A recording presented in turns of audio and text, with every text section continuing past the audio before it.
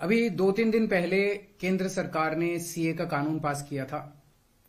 कल मैंने एक प्रेस कॉन्फ्रेंस करके ये समझाया कि सीए कैसे देश के लिए बेहद खतरनाक कानून है और इसे वापस लिया जाना चाहिए। आज सुबह माननीय गृह मंत्री श्री अमित शाह जी ने, जो कल मैंने प्रेस कॉन्फ्रेंस की थी उसके ऊपर उन्होंने बयान जारी किया है, उसी का जवाब देने के लिए मैं आज आपसे मुखातिब हो रहा हूं। मैंने उनका बयान सुना, माननीय गृह मंत्री जी का। अपने पूरे बयान में जो प्रश्न मैंने कल उठाए थे उसका किसी भी एक भी प्रश्न का उन्होंने जवाब नहीं दिया। उन्होंने केवल मुझे गाली गलौज किया है, केजरीवाल भ्रष्ट है, केजरीवाल ये है, केजरीवाल ऐसा है, केजरीवाल वैसा है। मुझे छोड़ दीजिए, मैं इंपॉर्टेंट नहीं हूं, देश इंपॉर्टेंट है, देश के 140 करोड़ लोग इंपॉर्टेंट हैं, उनकी बात करते हैं। मैं आपसे पूछना चाहता हूं कि आज हम पूरा देश मिलके, सारी सरकारें मिलके अपने देश के बच्चों को रोजगार देने में असमर्थ हैं। जो इतनी भारी संख्या में बाहर से आप पाकिस्तान, बांग्लादेश के लोगों को हमारे देश में लाके बसाना चाहते हो, उनको नौकरियां कहां से दोगे? उनके लिए नौकरियां कहां से आएंगी? पहले अपने बच्चों के लिए तो नौकरी का इंतजाम कर लो। ये मेरा कल मूल प्रश्न था। उनके लिए घर कहां से आएंगे जो आप इतनी बड़ी संख्या में पाकिस्तान से, बांग्लादेश से लोगों को लाके अपने देश में बसाना चाहते हो, माइग्रेशन करवाना चाहते हो? वो उनके लिए घर, उनके लिए नौकरियां, उनके लिए संसाधन कहां से आएंगे? अपने देश में इतनी गरीबी है, अपने देश में ऑलरेडी लोगों के पास नौकरियां नहीं है, घर नहीं है, उनको कहां से लाके बसाओगे? आजादी के बाद काफी बड़े स्तर के ऊपर माइग्रेशन हुआ था। बहुत सारे लोग भारत से पाकिस्तान और बांग्लादेश गए थे और बहुत सारे लोग वहां से इधर आए थे। अब जो ये माइग्रेशन इस सीए की वजह से होने वाला है, ये उससे कहीं ज्यादा बड़ा माइग्रेशन होने वाला है। पाकिस्तान, बांग्लादेश, अफगानिस्तान, इनका कहना है कि सीए के तहत इनके अल्पसंख्यक जो हैं वो अगर भारत में आके रहना चाहेंगे तो उन्हें उस बात की मंजूरी दी जाएगी, उन्हें हमारे भारत की नागरिकता दे दी जाएगी। इन तीनों देशों में मिला के लगभग 2.5 से 3 करोड़ अल्पसंख्यक रहते हैं। पाकिस्तान, बांग्लादेश और अफगानिस्तान में मिला के लगभग 2.5 से 3 करोड़ अल्पसंख्यक रहते हैं। वहां बहुत गरीबी है, उनके पास रोजगार नहीं है।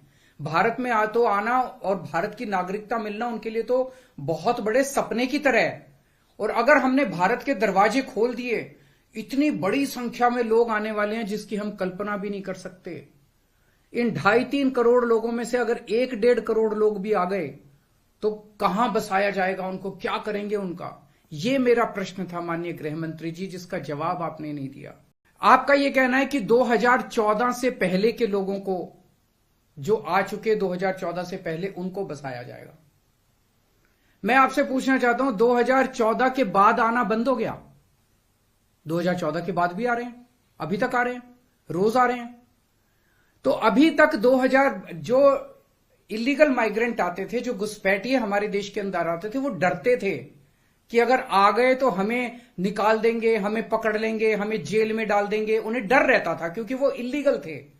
अब आप ये कानून लाके उनको लीगल बना रहे हो, अब उनका डर खत्म हो जाएगा। पूरे तीनों देशों के अंदर अब मैसेज ये है कि भारत सरकार अब जो है इन तीनों देशों के घुसपैठियों को लीगल करने जा रही है। तो ये 2014, आज आप 2014 वालों की बात कर रहे हो, कल आप 2019 के पहले वालों की बात करोगे, फिर ये डेट एक्सटेंड करके 2024 कर दोगे, क्योंकि घुसपैठिए तो आ ही रहे हैं। आपने रोहिंग्यों की बात की, ये तो आप ही के टाइम में आए थे, ये तो 2014 के बाद आए हैं सारे रोहिंग्ये। कैसे आए ये? आपकी मिली भगत से आए कि आपकी नाकामी की वजह से आए? पूरे देश में कहां कहां आपने रोहिंग्यों को बसा रखा है? तो जो इतने एक तरह से दरवाजा जो खोल रहे हो, इनको जो लीगल बना रहे हो, ये देश के लिए बहुत खतरनाक है। और इतनी भारी संख्या में इसके बाद घुसपैठिए आने वाले हैं जिसकी हम कल्पना भी नहीं कर सकते। आज जो 2014 के पहले भी आए थे, हमारे देश के अंदर उनके अधिकार नहीं है। आप उनको नागरिकता देके अब सरकारी नौकरियों दी जाएंगी उनको। पाकिस्तान से आए हुए घुसपैठियों को हमारे देश के अंदर अब सरकारी नौकरियां दोगे आप, उनको उनके राशन कार्ड बनाएंगे हम लोग। आज दिल्ली के अंदर 72 लाख लोगों के राशन कार्ड हैं, वो कम पड़ते हैं। हम बार बार केंद्र सरकार को लिखते हैं, भाई हमारे दिल्ली के अंदर गरीब ज्यादा है, राशन कार्ड बढ़ाने की इजाजत दो। उनके राशन कार्ड बढ़ाने की इजाजत नहीं देते और पाकिस्तान से लाके उनके राशन कार्ड बनाओगे आप, पाकिस्तान और बांग्लादेश के लोगों का। ये तो सही नहीं है। हमारे देश के लोगों के अधिकार मार के आप उनके लोगों को अधिकार दे रहे हो। सरकारी पैसा हमारा पैसा है। सरकारी पैसा 140 करोड़ लोगों का पैसा है, हमारे टैक्स का पैसा है। पाकिस्तानियों ने टैक्स नहीं दिया, बांग्लादेश के लोगों ने टैक्स नहीं दिया, इस देश के लोगों ने टैक्स दिया। इस देश के लोगों के टैक्स का पैसा आप पाकिस्तान और बांग्लादेश के लोगों को यहां लाके उनको बसाने में खर्च करना चाहते हो, यह मंजूर नहीं है इस देश के लोगों को। कृपया इसको, मैं पूरी विनम्रता के साथ बोल रहा हूं कि कृपया इसको समझने की कोशिश कीजिए। और मैं देश के लोगों से जानना चाहता हूं, आपसे जानना चाहता हूं, जो ये मेरी प्रेस कॉन्फ्रेंस सुन रहे हैं और ये वीडियो देख रहे हैं, मैं आपसे जानना चाहता हूं, अगर आपके घर के सामने सड़क के उस पार पाकिस्तान से आए हुए लोगों की झुग्गियां बसा दी गई, क्या ये आपको मंजूर होगा? कौन लोग हैं जो ये पाकिस्तान से आ गए, कौन लोग हैं जो ये बांग्लादेश से आ गए? क्या आपकी बहू बेटियां सुरक्षित होंगी? अगर वहां पे आए हुए लोगों को बसा दिया गया, पाकिस्तान के लोगों को पूरे देश के अंदर जगह जगह बसा दिया गया, क्या आपको ये मंजूर होगा? क्या आप अपने आप को उनके बीच में सुरक्षित महसूस करोगे? और कौन होंगे ये लोग? क्या देश सुरक्षित होगा? पता नहीं कैसे लोगों को पाकिस्तान ही भेज देगा, बहुत सारे लोगों को हमारे देश के अंदर। क्या हमारा देश सुरक्षित होगा? चारों तरफ कानून व्यवस्था की समस्या नहीं पैदा हो जाएगी? इसी को लेकर मैं चिंतित हूं माननीय गृह मंत्री जी। मेरी बात को अन्यथा मत लीजिए, मेरी बात को समझने की कोशिश कीजिए। और हम दूसरे देशों से क्यों नहीं सीखते?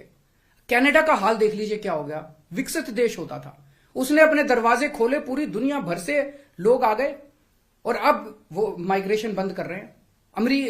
लंदन, इसका यूके का हाल देख लीजिए, क्या हो गया। पूरे दुनिया के अंदर आज सारे देश बाहर से आने वाले इमिग्रेंट्स को रोकते हैं और आप दरवाजे खोल रहे हो सबके लिए कि सारे दुनिया के गरीब यहां, पाकिस्तान बांग्लादेश के गरीब सारे आके यहां बस जाएं। हमारे गरीबों की चिंता फिर कौन करेगा?